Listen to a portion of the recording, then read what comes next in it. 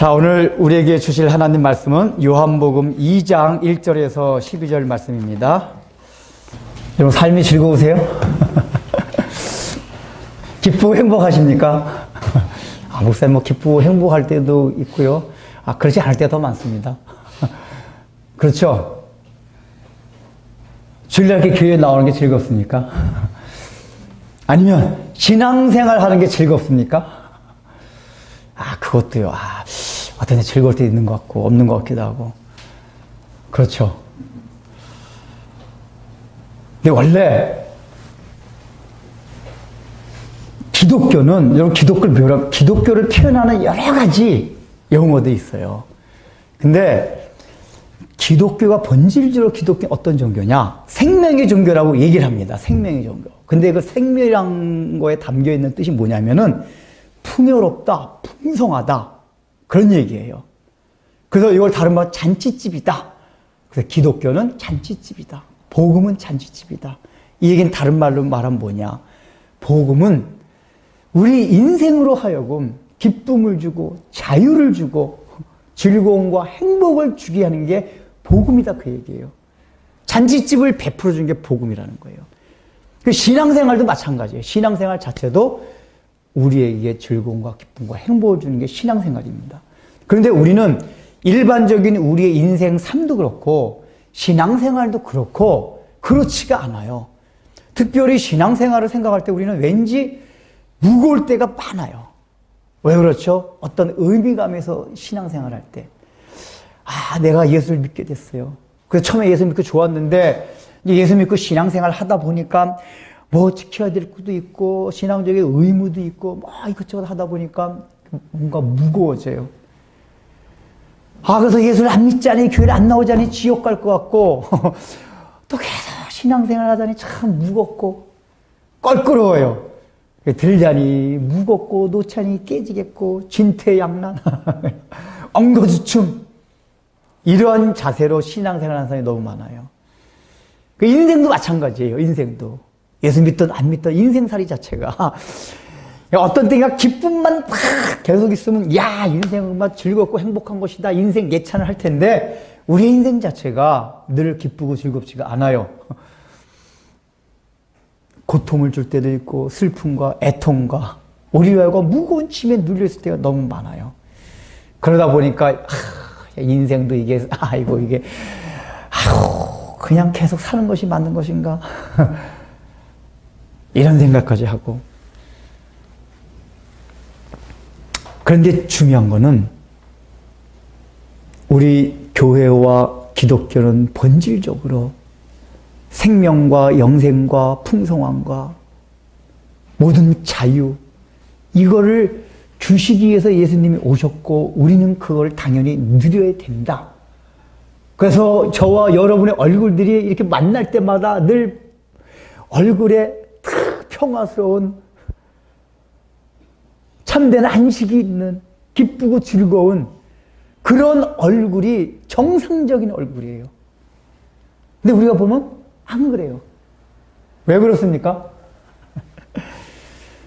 이제 두 가지 경우가 있어요. 우리 이제 신앙인 중에서는 첫 번째 케이스는 뭐냐?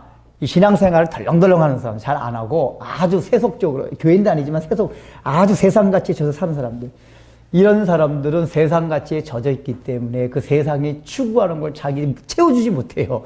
그 세상이 추구하는 것은 그게 채워줘야 자족이 되고 거기에서 기쁨과 즐거움을 찾을 수가 있는데 우리가 늘 살아보면 우리가 깨닫고 인지하는 거지만 늘 그걸 채워주지 못해요. 그죠? 그게 돈이든지 명예든지 여자든지 남자든지 결혼이든지 좋은 인간관계든지 건강이든지 어느 것도 그걸 통해서 그게 완전히 나게 채워지지 않으니까 기쁨과 즐거움도 없어요. 또 다른 케이스는 뭐냐면 신앙생활을 잘하는 사람들이에요. 이 사람은 적어도 세상적인 가치를 따라 살려고 하지 아니하고 하나님 말씀대로 살려고 몸부림치는 사람들이 있어요. 우리 교회는 그렇게 출발한 교회잖아. 그죠? 적어도 그렇죠? 여러분 다른 교회가 다른 게 우리는 성활과 하나님 말씀대로 살기를 강조하는 게 우리 교회예요. 그렇죠? 동의하십니까? 그렇게 해서 사세요, 제발. 근데 이렇게 살려고 하는 사람, 그러면 그렇게 살려고 하면은 당연히 세상적으로, 세상 가치를 따라 안 사니까 기쁨과 즐거움과 행복이 있어야 되잖아요. 근데 저도 경험했고, 아마 여러분 가운데도 그 말씀 가운데 살려고 하는 사람 경험한 거 있어요. 이상하게 말씀대로 살려고 살면 살수록 마음에 무거운 짐이 눌려질 때가 있어요. 동의하시나요? 왜 그렇죠? 우리가 말씀대로 살려고 하면 할수록 우리의 양심이 예민해지거든요. 그러니까 하나님 앞에서 양심이, 윤리 도덕 양심 말고. 그러니까 빛 앞에 가까우면 갈수록, 하나님 보좌 앞에 가까우면 갈수록 옛날에 어두컴컴한 데서 보이지 않았던 그것들이 하나님 가까이 갈수록 막 다 드러나요. 그러니까 양심의 가책이 점점 많아져요. 옛날에 어중간하게 믿을 때 양심의 가책이 적었는데 이게 잘 믿으면 믿을수록 양심의 가책받을 게 더 많아져요. 경험하셨어요? 더 많아져요. 그래서 자기를 정죄하게 돼요. 난 또 이런 죄 지었구나. 나는 이것뿐이 안 되는구나. 난 참 못났구나. 부족하구나. 이렇게 허물이 많구나. 이런 마음이 자기를 주장하다 보면은 삶의 기쁨과 즐거움이 사라져요. 특별히 우리 예수 믿는 사람이 기본적으로 누릴 구원의 감격. 야, 예수님이 나를 위하여 십자가 못 박혀 돌아가신 그 은혜들이 마음속에 막 사라져요. 그리고 신앙생활하는 게 계속 눌려져요. 그러니까 저 세속적으로 가는 사람은 너무 세속적이라서 신앙생활하는 게 눌려지고, 신앙생활도 잘하려고 하는 사람들은 잘하는 것 때문에 오는 그 마음의 부담 때문에 눌려져가지고 자유함이 없어져요. 이거 바울도 경험했고 우리 가운데 신앙생활 열심히 하는 사람 다 경험한 것들이에요. 그런데 성경이 말하고 있는 거는 그렇지 않다는 거예요. 일단은 예수 그리스도를 만나서 복음의 세계 안에 들어오게 되면은 즐겁고 기쁘고 행복하다는 게, 풍요로워진다는 게 성경의 가르침이에요. 그러면 우리가 우리의 삶의 현상 가운데 실제로 그렇게 일어나지 않는다는 얘기는 우리가 뭔가 지금 잘못 알고 잘못 깨닫고 있다, 그 얘기예요. 그래서 그걸 바로 알아야 돼요. 기독교는 뭐다? 잔치집이다. 풍요로운 것이다. 행복한 것이다.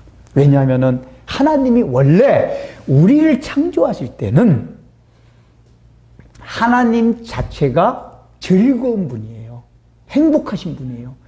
그래서 그 형상대로 우리와 세계를 피조할 때는 인간이 즐겁고 기쁘고 행복하도록 우리를 지으셨어요. 그래서 우리는 사실 쾌락이란 말이, 쾌락하면 뭐가 생각나죠? 죄 쪽부터 뭐냐, 쾌락하면은 술 마시고 장구 치고 여자 끼고 뭐 하여간 마약 피고 주로 이런 쪽을 많이 이렇게 이게 이미지가 떠올라요. 근데 원래 성경에서 말하는 건, 성경이 말하는 쾌락주의, 하나님은 쾌락주의예요. 쾌락. 원래 하나님 자체가 즐거우신 분. 그래서 우리로 하여금 즐겁고 기쁘도록 만드셨단 말이에요. 여러분, 소요리 문답 제 1항 아시잖아요. 질문이 뭐죠? 인생의 제일 되는 목적이 무엇이냐? 거기에 대한 답이 뭡니까? 하나님을 영원토록 즐거워하는 것이다. 그러니까 그 마지막이 뭐냐면은 즐거워하는 것. 그러니까 우리를 향한 하나님의 목표와 목적이 뭐냐? 즐거워하는 거예요. 즐거워하는 거. 행복해하는 거예요. 기쁨을 누리는 거예요. 풍요로워지는 거예요. 하나님께서 이렇게 드셨어요. 그래서 이게 참된 헌신도 뭐냐면, 궁극적으로 가면 참된 헌신은 우리가 무엇을 하는 데 있는 게 아니라 우리가 즐거워하고 기뻐하고 행복해하는 게 하나님께 참된 헌신을 드린 삶이에요, 사실은. 근데 우리는 이제 이런 말을 들으면 그걸 이제 기독교 쾌락주의라는다. 막 이렇게 긴가민가 막 이런 마음이 들어요. 왜냐하면 우리가 늘 그전부터 이렇게 좀 배워왔던 게 뭐냐면, 왠지 이렇게 기독교는 게 금욕주의 같고, 뭔가 계속 절제하고 욕심을 금하고, 특히 저 같은 경우는 굉장히 그런 백그라운드 안에서 많이 자라났어요. 그 엄청난 양심의 가책을 받으면서 신앙생활 하긴 했는데 계속 눌려있는 게 있었어요. 근데 성경이 말하는 건 기독교는 금욕주의가 아니라는 거예요. 성경이 말하는 건 기독교는 쾌락주의라는 거예요. 이런 말도 언뜻 딱 들으면 무슨 무기야. 쾌락주의. 쾌락. 그러니까 쾌락을 추구하는 거란 말이에요.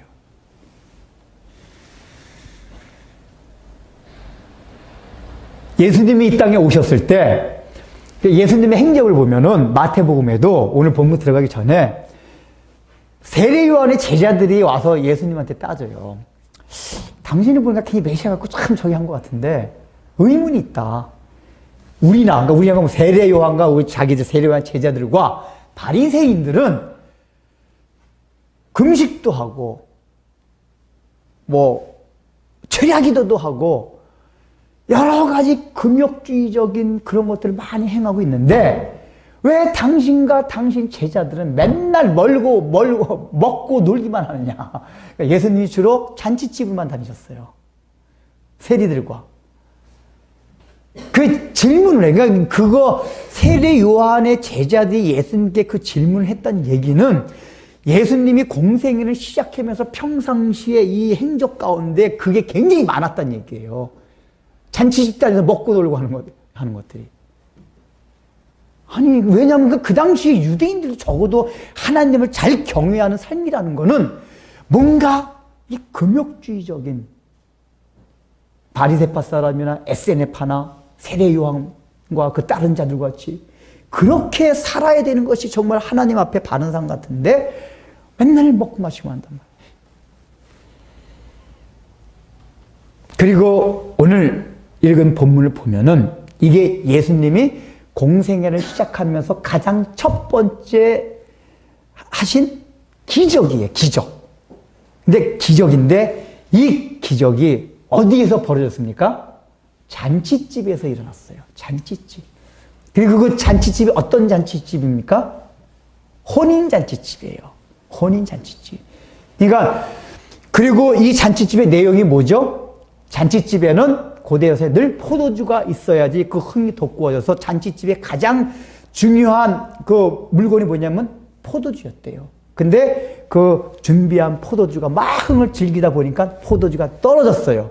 그래서 흥이 깨진 잔치집에서 예수님께서 항아리에 있는 물을 가지고 다시 포도주를 만들어 주셔가지고 다시 흥을 돋구어가지고 그 잔치집의 분위기를 만드셨다는 게 오늘의 내용입니다. 그러면은 그리고 나서 요한이 마지막에 뭐라고 하냐면 이것이 예수께서 공생에 시작한 첫 표적이니라. 그러니까 기적이라고 이걸 표현하지 않고 표적이라고 얘기해요. 표적. 그러니까 기적과 표적이란 게 의미가 뭐가 다르냐면 기적은 그 초자연적인 그 사건 자체에 초점을 맞춘 게 기적입니다. 근데 표적은 기적인데 기적 자체에 초점이 있는 게 아니라 초자연적인 역사에 초점이 있는 게 아니라 그걸 통해서 의미하는 바가 뭐냐? 사인에 초점이 있는 걸 표적이라고 그래요. 근데 요한은 계속해서 보면 요한복음에 7가지 표적이 나옵니다. 다 표적이라고 나와요. 기적이라고 하지 않고. 그러니까 이게 뭐냐면 요한이 말하고자 하는 건 예수님께서 이렇게 행했던 초자연적인 역사들은 다 기적 그 자체가 아니라 사인이었다. 사인. 어떤 걸 보여주시기 위한 사건이었다. 그 얘기예요. 그런데 예수님께서 가장 첫 번째 공생에서 이 사인을 보여주신데 의미가 뭐냐 이거예요. 자, 우리가 이걸 알기 위해서 지난번에 잠깐 하겠지만은 여기 시작을 봅시다. 시작. 뭐라고 시작됩니까? 2장 1절. 사흘째 되던 날. 제가 이거 한번 설명드렸죠? 네, 여러분 들을 때 막 제가 빨리 말해가지고 다시 한번 하겠습니다. 요한이 지금 요 1장서부터 얘기할 때 계속 이튿날이라는 그 날짜를 계속해서 써나갑니다. 근데 보통 이게 날짜를 쓰는 건 성경 기자들이 이제 첫 번째 그 의도가 뭐냐면은 이것이 어떤 신화가 아니라 역사적으로 삶의 현장 가운데서 있었던 구체적인 사건이다. 이걸 강조할 때에 이게 시간을 표시를 해요. 근데 이제 요한은 그런 목적도 있지만은 지난번에 말씀드렸지 여기 쭉 읽어보면 이튿날이라는 용어를 계속해서 써나간다는 얘기는 그거보다 더 확장되는 요한이 생각한 의도성이 있었다 그 얘기예요. 그걸 다시 한번 살펴보겠습니다. 자, 가장 이튿날이 가장 먼저 나온 29절, 1장 29절 보세요. 자, 1장 29절 이튿날이 나왔죠? 자, 이튿날이 나왔다는 얘기는 그 앞에 전날이 있었다는 얘기예요. 전날. 그래서 이제 그 전날이 뭐냐면은 지금 요한복음 1장 1절서부터 18절까지는 사건이 아니라 명제적인 진리를 서술한 것들이에요. 그러니까 예수님은 태초부터 있었던 말씀 하나님이시다라는 그 진리를 진술한 게 1장 1절서부터 18절까지입니다. 그리고 사건이 기록되는 건 19절부터 기록되고 있어요. 근데 19절은 이튿날이라는 표현이 없죠. 있어요, 없어요? 이튿날 표현이 없어요. 그리고 29절부터 이튿날이 없어요. 그러니까 19절에 이튿날이라고 표현이 안 된 건 뭐냐면 이게 첫째 날이다 그 얘기예요. 1일째. 19절부터 28절까지가 1일째 날이다. 그 1일째. 그러니까 1일째 전후 없기 때문에 이튿날이라는 표시를 19절에 표현을 안 한 거예요.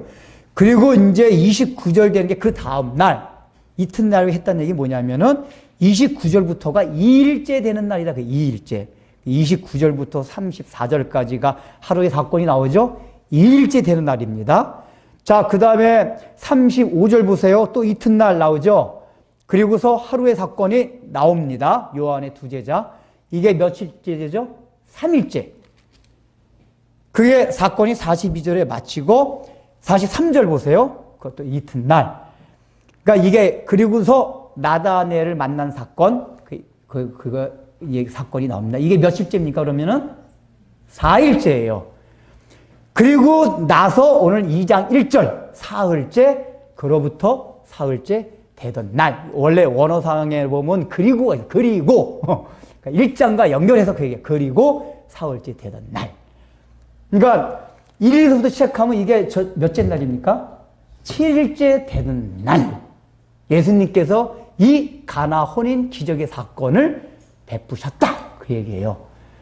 자, 그러면은 우리는 7이라는 게 우리도 그런 생각이 항상 떠오르지만 특히 유대인들을 하면 유대인들은 요일도 월요일로 할 이렇게 안 했어요. 첫째 날, 둘째 날, 셋째 날 이런 식으로 요일을 했어요. 7일째 되는 날 안식일. 왜 그렇게 유대인들이 이 요일도 그렇게 했을까요?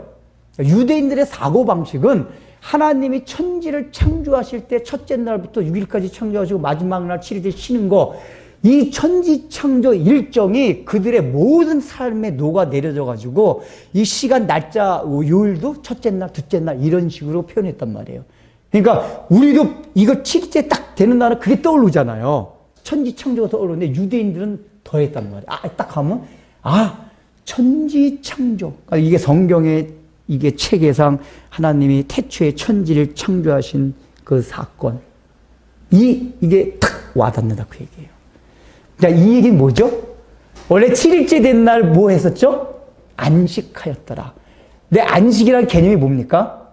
단순하게 쉰다는 개념이 아니라 완성이다, 완성. 완성을 해놓으셨기 때문에 너희들은 할 것이 아무도 없고 받아서 누려라. 하나님이 6일 동안 지으신 모든 천지 만물 이 풍요로움을 너희들은 그냥 받아서 누리기만 하면 된다. 이게 7일째.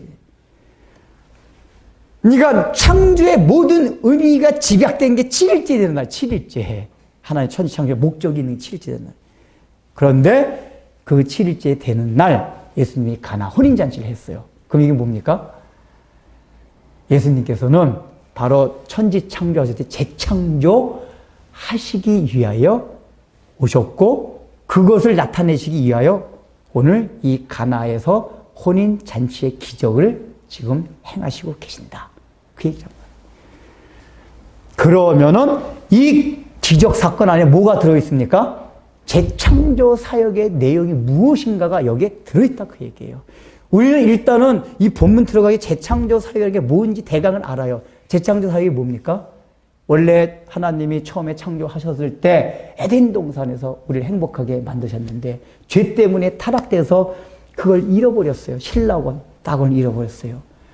그래서 그걸 회복시키기 위하여 하나님의 다시 역사하시는 것을 재창조한다고 그래요. 근데 그 회복시키는 게 구체적으로 무엇이냐? 요 혼인잔치 안에 담겨있다 그 얘기예요.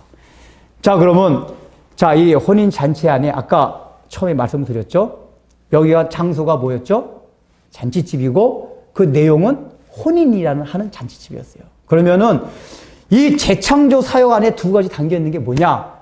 잔치집, 또 하나는 혼인. 두 가지가 재창조에 담겨있다 그 얘기예요. 여기 잔치집은 뭘 말하는 겁니까? 잔치집 뭐예요?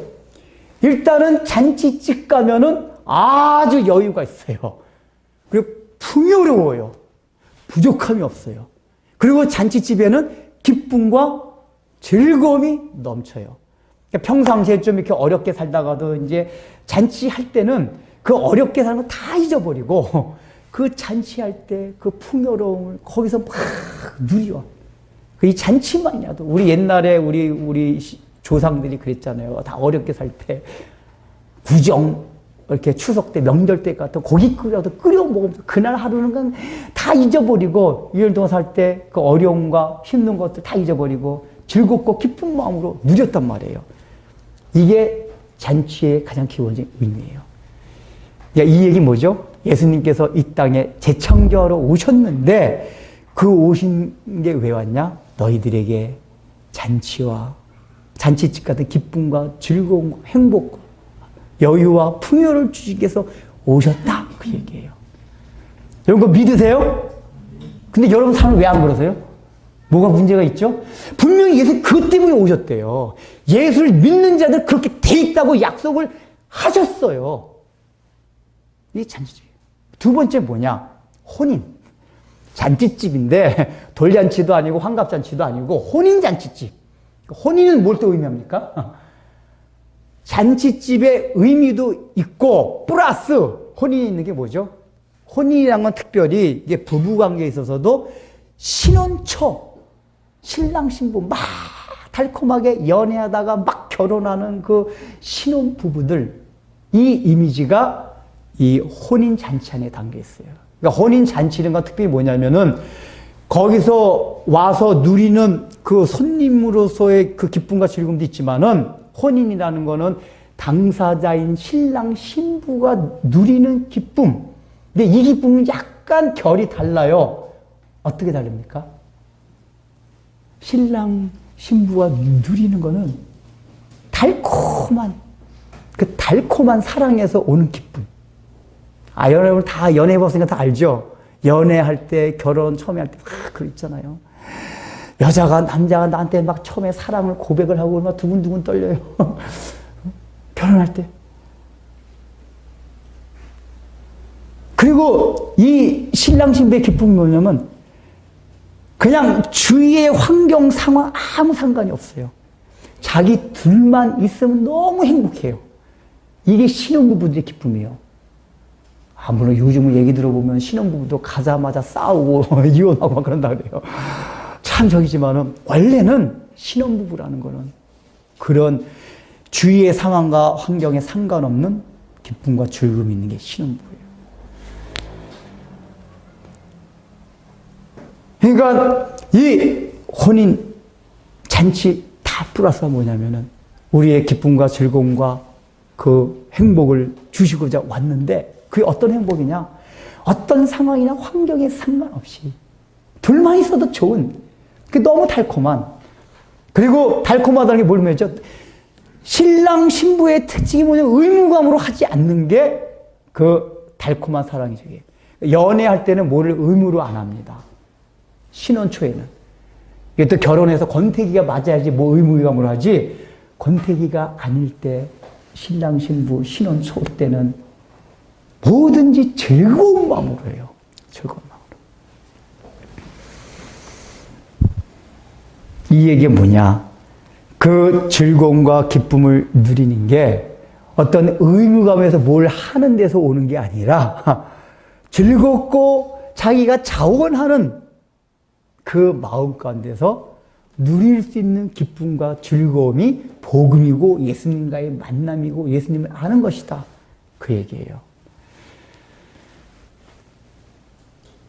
근데 분명히 예수님께서 이렇게 초장에 첫 공생의 첫 이 표시라면 항상 사람이 처음 가가지고 첫 취임식에서 어떤 얘기를 하고 어떤 행동을 하면 그게 앞으로 그 사람이 펼쳐나갈 그 어떤 행동을 상징적으로 보여주는 거잖아요. 예수님께서 이렇게 첫 행적을 이렇게 보여주셨다는 얘기는 이제 내가 너희들을 기쁘고 즐겁고 행복한 가운데로 신혼부부같이 이끌어가겠다. 특별히 뭐가 되어서 내가 너희들의 신랑이 되어서 여기서 중요한 그거예요. 내가 너희의 신랑이 됨으로써 이 혼인 잔치를 비유한 거는 예수님이 신랑 되신. 예수님이 신랑이 될 때 그런 잔치집 같은 기쁨을 누릴 수 있다 그 얘기예요. 예수님이 신랑이 될 때 그게 의무감이나 억지로 하는 것이 아니라 즐겁고 기뻐하는 마음으로 하게 된다 그 얘기예요. 근데 과연 우리의 신앙생활 가운데 예수님의 신랑을 맞이해서 자원하는 마음으로 기쁨과 즐거움을 누리고 있냐 그 얘기예요. 그런 식으로 신앙생활을 하고 있냐 그 얘기예요. 우리가 그러질 못해요. 근데 그러지 못하는 우리의 심령 상태를 이 오늘 본문에서 잔치집에 보여주는 게 있어요. 오늘은 제가 이 잔치집의 큰 아웃라인만 설교하려고 합니다. 안에 하나하나 절은 안 하고. 이 지금 잔치집의 상태는 뭐냐 하면은 자기들이 포도주를 준비했어요. 포도주를 준비했는데 그래 흥이 막 겨웠어요. 즐겁고 기뻤어요. 그러다가 흥에 겹다 보니까 준비한 포도주가 다 동이 나버렸어요. 그래서 잔치집의 흥이 깨졌어요. 이게 첫 번째 오늘 보여주는 거예요. 지금 너희들이 살아가는 인생 삶 이걸 먼저 깨달아야 된다 그 얘기예요. 나름대로는 우리들이 만들어낸 포도주를 가지고 흥에 겨워서 잔치집에서 누리고 있어요. 근데 이 포도주로 누리는 잔치집은 절대로 계속해서 유지되지 못한다 그 얘기예요. 반드시 흥이 깨진다. 이게 오늘 주님의 말씀이에요. 포도주가 떨어져요. 그러니까 우리가 인생을 살아가면서도 예수를 믿건 안 믿건 또 교회 안에 들어와서도 신앙생활 잘하건 못하건 간에 상관없이 나름대로의 행복하고 즐거우고 기쁠 때가 있어요. 제가 뭐 기쁘고 좋을 때 많이 있었지만은 이렇게 여행했을 때 엄청난 감격을 줄 수 있는데 제가 유럽을 처음 갔을 때가 있었거든요. 그때는 저는 여행이란 걸 해본 적이 한 번 설악산도 못 가봤을 때예요.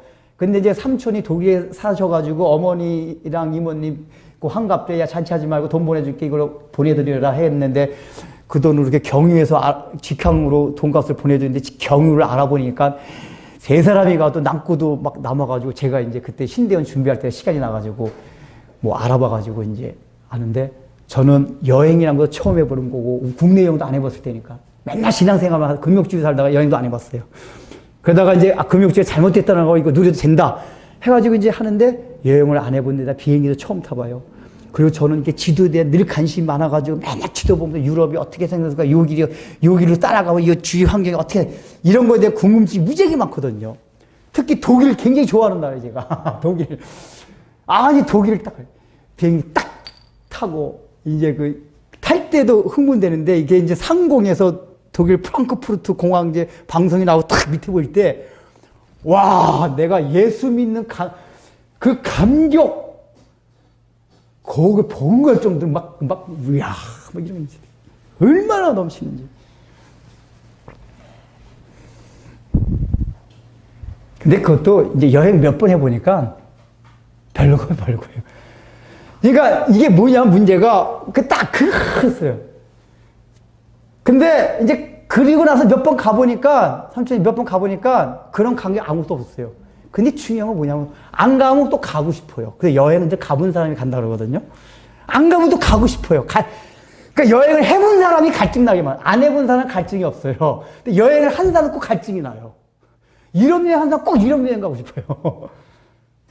국내만 여행한 사람은 해외여행 별로 안 가고 싶은데 해외여행을 가본 사람 꼭 해외여행 가고 싶어요. 이게 뭔지 아세요? 그렇다고 갔다고 해가지고 처음같이 그런 기쁨은 없어져요. 근데 또 안 가면 또 갈증이 나요. 이게 오늘 본문에서 보여주고 있는 거란 말이에요. 즐거움이 우리가 인생이 우리 인간이 만들어낸 것까지 얼마 여행으로도 또 여행하면 돈도 있어야죠. 여행을 하니까 돈 있어야죠. 시간 있어야죠. 직장 좋아야죠. 이거 다. 그래 그게 충족이 되면 행복하긴 해요. 잠깐. 그때 얼마나 즐거워요. 근데 우리 인생이 그렇습니까? 직장이 떨어질 때도 있고 직장 구조조정 당할 때도 또 직장에서 일이 많아져가지고 꼼짝 못할 때도 있고 토요일까지 일해야 될 때도 있고 요즘 사람들은 제가 느낀 게 이 저녁이 있는 삶을 추구하다 보니까 저녁이 없는 삶만 돼도 죽으려고 그래요. 옛날엔 저녁이고 뭐고 그냥 일할 자리만 있으면 행복했는데 저녁이 없는 삶은 죽으려고 해요, 사람들이.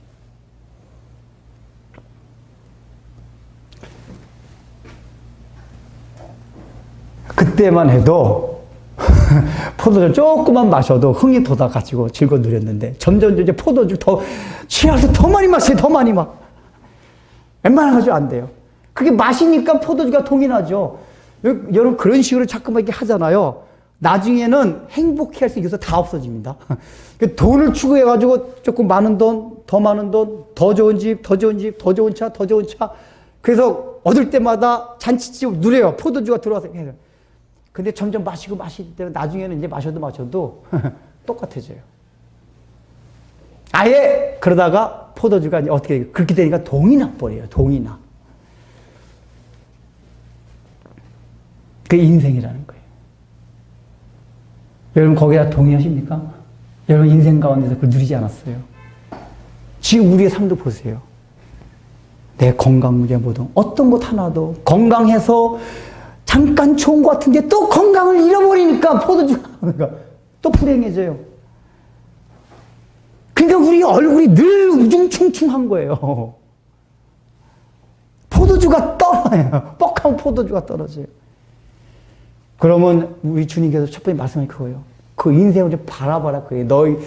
너희들의 인생의 상태가 포도주가 떨어진 잔치집에 너희가 만들어 가진 포도주를 즐기다가 그 포도주가 동난 그 잔치집이 너희의 심령이요 너희들의 삶과 인생이다. 인류의 역사다. 이걸 이제 가르쳐주고 있는 거예요.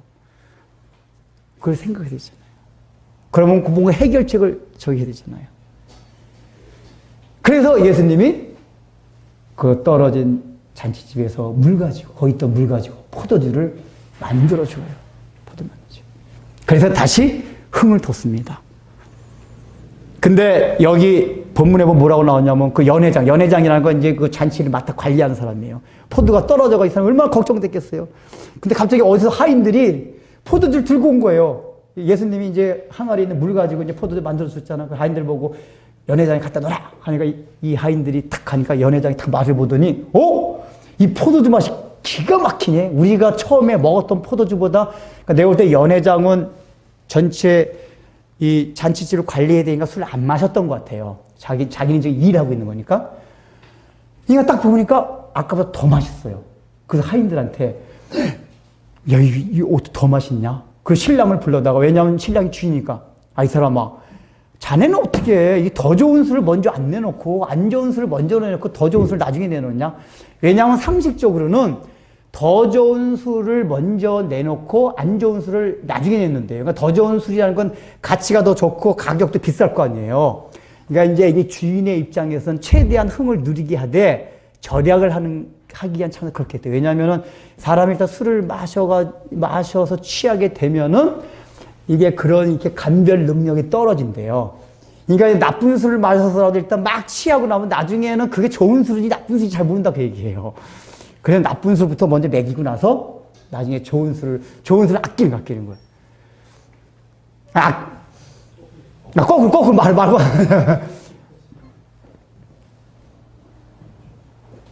근데, 그러니까 사람들이 술이 이렇게 취하지 않았을 때라야, 이게 좋은 술이다! 그걸 알 수가 있잖아요. 그래서 먼저 내야 된단 말이에요. 취한 다음에 그걸 몰라요, 가치를. 그러니까 일반적으로는 그 당시 잔치집에서 항상 좋은 술을 먼저 내놨대요. 그래서 사람들이, 왜냐하면 그 집에 포도주가 얼마큼 좋으냐 따라가지고, 그래도 이 사람들이 우리를 굉장히 생각해서 대접을 했구나. 뭐 이렇게 이제 생각을 했대요. 요즘도 뭐 이렇게 결혼식 가가지고 음식 가지고 따지는 사람이 있다면요. 아, 전 그런 사람 참 이상한데. 뭐, 그냥 대강 먹지. 뭐, 맛있었네, 맛없었네. 꼭 그런 사람이 있다 그러더라고. 그래서 음식을 소홀히 할 수가 없대요. 그러니까 옛날에 그런 사람이 많았었나 봐요. 포도주를 소홀히 할 수 없대요. 그러니까 첫 번째 마실 때 포도주를 극상품 포도주 내놔야 됐대요. 취하지 않을 때 마셔야지. 아, 여기 포도주 좋은 거 내놨구나. 근데 지금 거꾸로 하고 있단 말이에요, 여기는. 이게 뭐죠? 그러니까 예수님이 물로 만드신 포도주는 사람들이 생각할 수 없는 아주 극상품의 포도주, 맛이 더 좋은, 그러니까 똑같은 즐거움을 누리고 취하는 건데 아주 더, 그러니까 원래 고급 술일수록 취하는 게 이렇게 안정적으로 취하게 한다면서요. 저 그 말이 뭔 말인지 모르겠는데 막 취하지 않고 안정적으로 취한다나 뭐 그렇다고 그러더라고요. 좋은 술일수록. 아, 이거 똑같이 즐거움과 기쁨을 누리는데 종류가 다른 기쁨.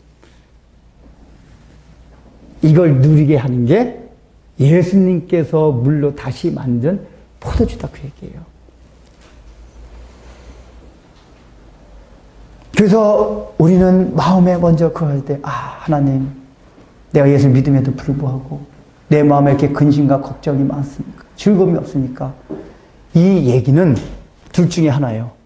자기가 세상에 인간이 만들어낸 포도주를 먹고 있던가. 아, 그거 하나예요. 근데 그게 두 가지로 딱 나눠서 얘기하면은 완전히 세상에 취해서 그렇게 있던가. 아니면 아까는 처음에 말했듯이 신앙생활 잘하긴 하는데 아직까지도 예수님이 누군지 잘 몰라가지고 복음이 뭔지는 몰라가지고 신앙생활 열심히 하면서도 그 신앙의 복음이 무거운 짐이 되어서 기쁨과 즐거움이 없는 경우 있어요. 모든 이런 사람들한테 우리 예수님이 말씀하십니다. 너희는 하나님을 즐거워하라. 시편 34편 8절에 그 얘기 나와요. 하나님의 선하심을 맛보아 알지어다. 거기서 봐보세요. 맛보아 알지어다. 이게 뭐죠? 하나님을 맛있게 먹으라고 얘기해요. 이 말이 좀 표현이 이상하지만은 맛보아 알지어다. 뭐야? 하나님의 선하심을 맛보아. 그러니까 성경이 그렇게 표현하고 있다는 얘기는 뭐냐면은 하나님을 즐기라. 그 얘기예요. 그러니까 우리가 기독교인들이 기쁨과 즐거움을 누리는 방법은 뭐냐면 세상의 포도주는 돈과 명예와 뭐 여러 가지 그런 것들인데 우리 복음 안에서 예수님을 만나게 되면은 예수님을 통해서 하나님이 어떤 분인지를 알게 돼요. 하나님이 선하심이 어떤 건지를 알게 된단 말이에요. 그래서 그 하나님의 선하심을 맛보는 거예요. 그거를 즐기는 거예요. 그게 하나님을 즐거워하는 거예요. 그러니까 하나님의 여호와 하나님의 전 존재를 알아가지고 맛보는 게 하나님을 즐기는 거예요. 그러니까 우리가 근본적으로 왜 신앙생활을 하면서도 기쁨과 즐거움이 없느냐? 세상은 그렇다 치고 아직까지 하나님을 즐거워하고 있지 않아서 그래요. 근데 하나님을 왜 즐거워하고 있지 않느냐? 그 얘기는 아직까지 하나님의 전 존재, 하나님의 존재의 선하심에 대한 인식이 그 마음에 작아서 그래요. 하나님이 얼마나 선하신 분인가? 그분이 얼마나 진리의 영이신가? 그 선하심이라는 건 지금 우리가 설교 통해서 계속 말씀하는 게 다 하나님의 선하심들이에요. 근데 궁극적인 건 뭐지? 하나님의 선하심은 가장 본질적인 게 뭡니까? 핵심이 예수 그리스도의 십자가의 은혜를 통해서 우리의 허물과 죄를 덮어주시고 우리를 하나님의 자녀로 삼아주신 것, 이 사건이 하나님이 선하심에 응축되어 있는 엑기스 같은 게 그거란 말이에요. 그래서 예수님을 만나야 돼요.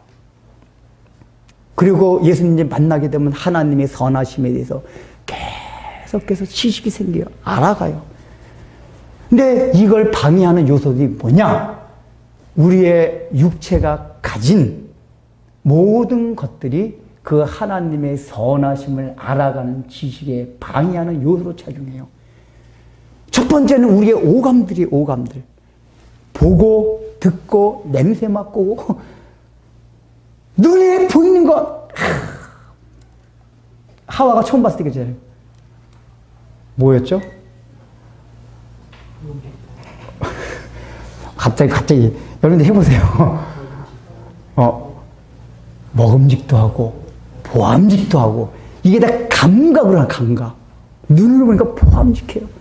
먹음직해 들어가요. 아, 우리의 이 미각 그리고 또 청각을 통해서, 그러니까 우리의 오감을 통해서 계속해서 사탄은 유혹을 하는 거예요. 인간에 만들어진 포도주를 계속 제공하는 게 우리의 오감을 통해서 계속 제공해요. 오감을 통해서. 그러니까 우리 인간이 사단의 모든 유혹과 계략을 받아들인 통로가 일단 첫 번째 다 오감들이에요. 오감들. 아, 좋네. 오감들 통해서.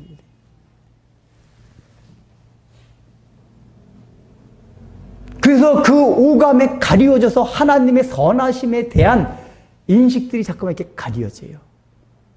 그리고 오감을 통해서는 사탄의 유혹을 좀 벗어나고 그걸 딱 차단시켜야지만이 하나님의 선하심이 분명한, 왜냐하면 하나님의 선하심은 이 성경 말씀에 다 기록이 돼 있어요.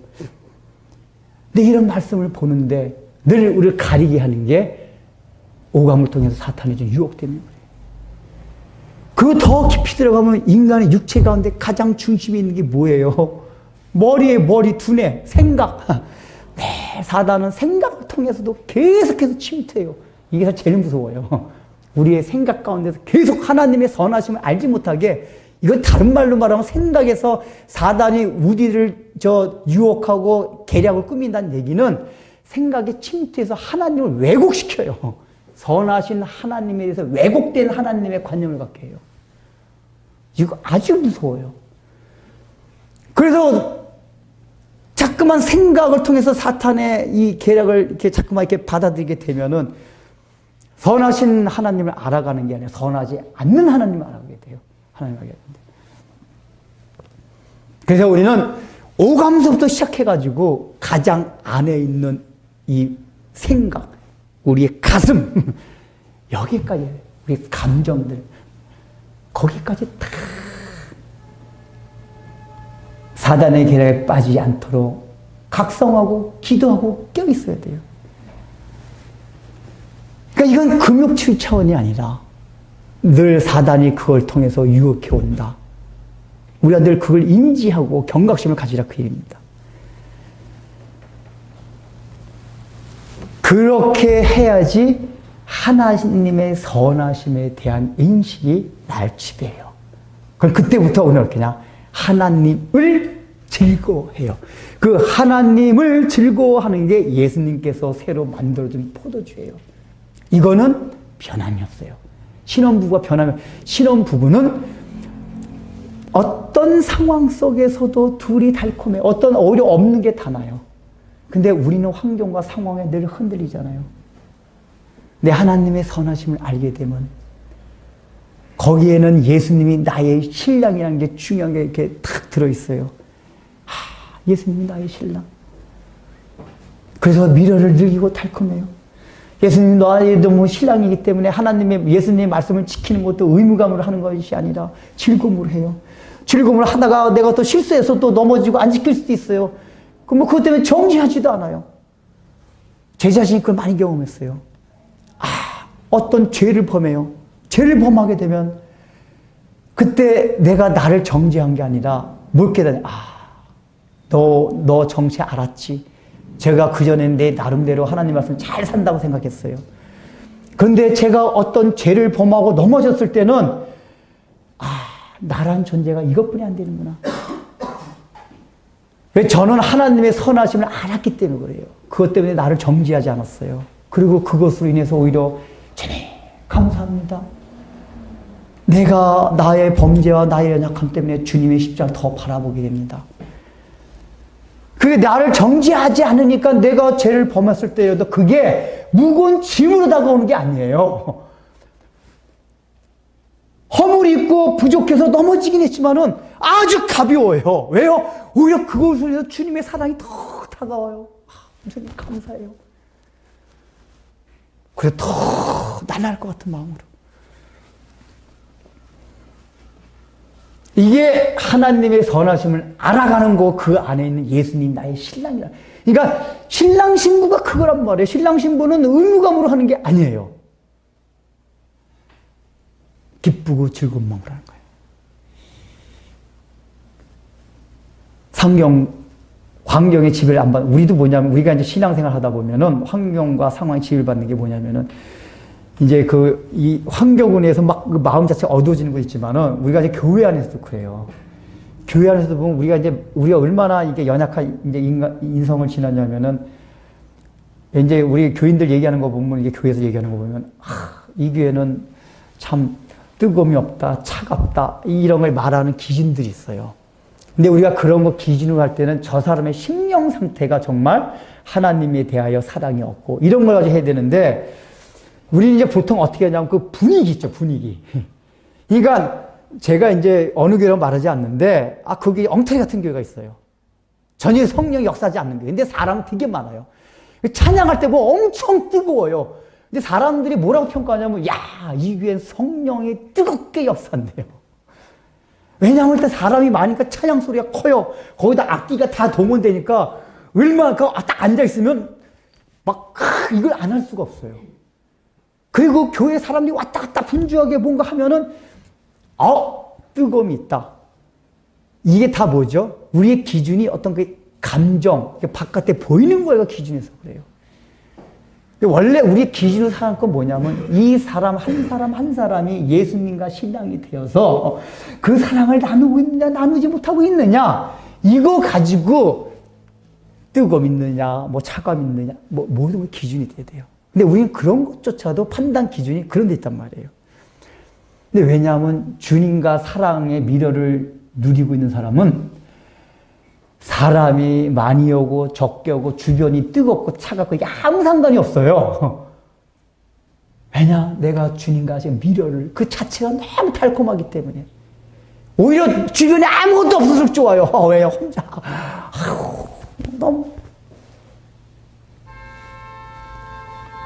이제 여러분이 혹시라도 교회에서라도 그런 게 기준이 되면, 내가 아직까지 주님만으로 즐거워하고 주님만으로 미래를 누리면서 그 달콤한 사랑을 하는 것이 내가 없나 보다.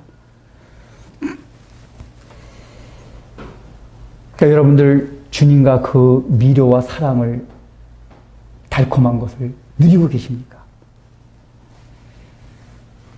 요한복음이 강조하는 건 계속해서 그겁니다. 요한복음은 뭘 해라 말라 이런 얘기를 안 합니다. 거의. 마태복음 같이 계속해서 얘기하는 사랑만 강조해요. 그리고 그 사랑의 표현이면 내 안에 거하라. 내가 너 안에 거하고 내가 너희 안에 거하고 너희가 내 안에 거하라. 계속 이런 아리송한 얘기만 해요. 아리송한 얘기만. 굉장히 추상적인 것 같은 거. 차라리 뭘 해라 마라 하면 우리가 확실히 알겠는데, 해라 말라가 아니라 그냥 사랑, 내 안에 거하고 너가 내 안에 거하고 이것만 얘기한단 말이에요. 이게 뭐죠? 예수님을 신랑으로 맞아들여라. 그래서 누리는 잔치집 풍성함을 너희가 인생에 누리라, 그 얘기예요. 마무리하겠습니다. 우리의 지금 삶 가운데 여러분들이 자기 자신을 돌아보십시오. 분명히 우리는 예수를 믿음에도 불구하고 즐거움과 기쁨이 없는 경우가 많습니다. 분명히 주님께서 약속하신 거는 이 기쁨과 즐거우면은 끊어지는 것이 아니야. 계속되는 걸 말씀드렸어요. 물론 이건 감정적으로 일시로 잠깐 그걸 말하는 게 아니에요. 예를 들자면은 제가 예를 들면 오후 같은 데 되면은 이렇게 육체가 이렇게 나른해져요. 나른해져요. 그러니까 감정적으로도 이렇게 나른해지는 그런 걸 느끼는 게 있거든요. 그런 걸 말하는 게 아니에요. 우리의 마음 기본적인 자세가 즐거움과 기쁨이 유지되고 있느냐, 그런 거란 말이에요. 그러니까 저도 예를 들면은 오후에 나른해지면 뭘 듣냐면 찬송가 안 들어요. 행진곡을 들어요, 행진곡. 행진곡을 틀고 막 그럽니다. 요들송, 뭐 이런 거. 요들송 틀고. 그러니까 그런 감정적인 걸 얘기하는 게 아니라 우리 마음 자세가 기쁨과 즐거움이 늘상 유지되고 있는 거예요. 그러니까 딱 누가 물어보면 행복하다! 이 얘기가 나올 수 있냐, 그 얘기예요. 그게 없다면 분명히 우리가 지금 문제가, 선하신 하나님을 맛보고 있지 않다는 증거예요. 그 하나님을 즐거워하고 있지 않다는 증거예요. 그래서 첫 번째로 뭘 해야 돼요? 이 세상이 주는 포도주는 절대로 우리에게 만족을 주지 못한다. 이거 우리가 막 각성해야 돼. 그거 추가하지 마세요, 제발. 제가 그전에 어느 청년단장인데 이 청년이 엄청나게 막 돈 벌 막 추구해요.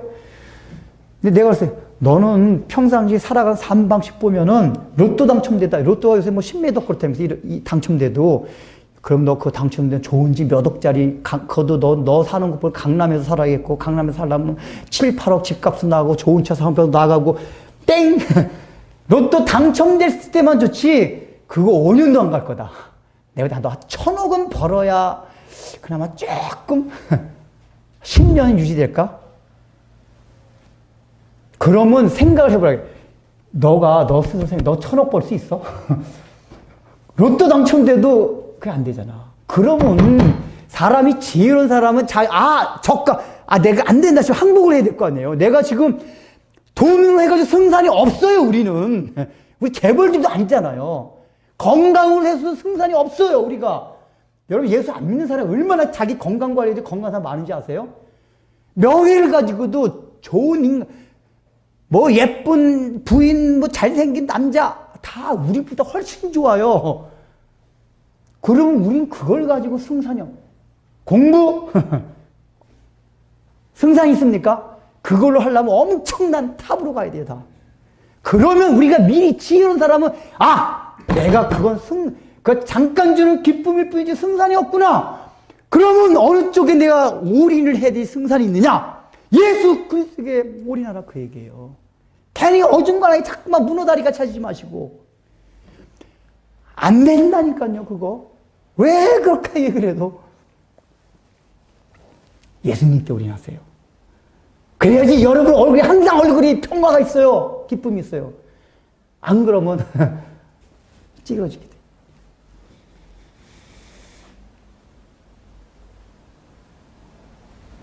선하신 하나님을 맛보아서 하나님을 날마다 즐거워하십시오. 하나님의 속성을 생각하고. 그러니까 우리가 이게 이제 그걸 하나님의 속성과 하나님의 섭리와 실제 구체적으로 그래요. 하나님의 선하심이라는 게 성경에 나타나는 하나님의 사랑, 나를 향한 사랑, 하나님이 인류 역사를 향한 하나님의 섭리, 경륜, 그 선하신 간에 이게 다 들어있어요. 십자가도 시작해서. 이게 깨달아지면 깨달을수록 진짜 세상이 우스워져요. 그리고 하나님을 즐거워하는 그 기쁨이 나의 심령과 삶을 지배하게 돼요. 지배하게 돼요. 이런 기쁨이 여러분들의 삶 가운데 있길 바랍니다. 네, 기도하겠습니다. 하나님 아버지, 참으로 우리가 만든 포도주를 가지고 나름대로 인생을 즐기고 그 가운데서도 기쁨과 행복이 있다고 자위하며 살아가다가 결국엔 도중에 포도주가 떨어져서 잔치에 흥이 깨지고 그것 때문에 우리의 심령과 삶 가운데서 기쁨과 즐거움이 사라지고 참으로 어떻게 해야 할지 모르는 고민과 수고와 하나님 아버지여 그런 고통 가운데서 살아오던 저희들 주님께서 하나님의 자녀로 삼아주시고 이 땅에 오셔서 우리를 재창조하심으로써 이제는 그 전능하신 창조의 능력으로 우리에게 날마다 신선한 포도주를 베푸심으로써 우리가 이 땅을 살아가면서 가라지도 아니하고 배고프지도 아니한 영원한 생명의 양식이 풍요로운 잔치집을 우리에게 배설해 주셨습니다. 하나님 아버지여 그것을 우리가 감사하며 주님 앞에 봉헌합니다. 그러나 하나님 아버지여 우리가 봉헌하면서도 이 봉헌 드릴 때 드리는 물질 때문에 오히려 그것이 유혹이 되고 그것을 자기의 포도주로 삼아서 우리의 인생 가운데 기쁨과 즐거움이 사라질 때가 얼마나 많이 있었습니까? 돈으로 할 수 있는 세상의 모든 가치들을 추구하는 것 때문에 우리의 인생의 기쁨이 사라진 적이 얼마나 많이 있었습니까? 우리가 아무리 노력을 하고 발벗고 뛰고 엄청나게 한다 해도 우리를 완전히 만족시켜 줄 수 있는 것이 거기에 없다는 사실을 우리 마음속 깊이 깨닫게 하여 주시고 느끼게 하여 주시고 오직 이제는 우리를 구원해 주신 예수님을 만나려는 간절한 마음을 가지고 예수님을 만날 뿐만 아니라 예수님께 올인하여 신랑 되신 그 예수님과 함께 미래를 즐기며 그것을 통하여 날마다 하나님의 선하심을 알아가서 우리가 그것 때문에 하나님으로 즐거워하고 우리가 이 땅을 살아가면서도 하나님께서 우리에게 원래 허락하셨던 기쁨과 즐거움, 행복한 나날들이 우리의 인생 가운데 날마다 넘칠 수 있도록 은혜를 베풀어 주옵소서. 예수님의 이름으로 기도드립니다. 우리 축도하고 예배 마치겠습니다.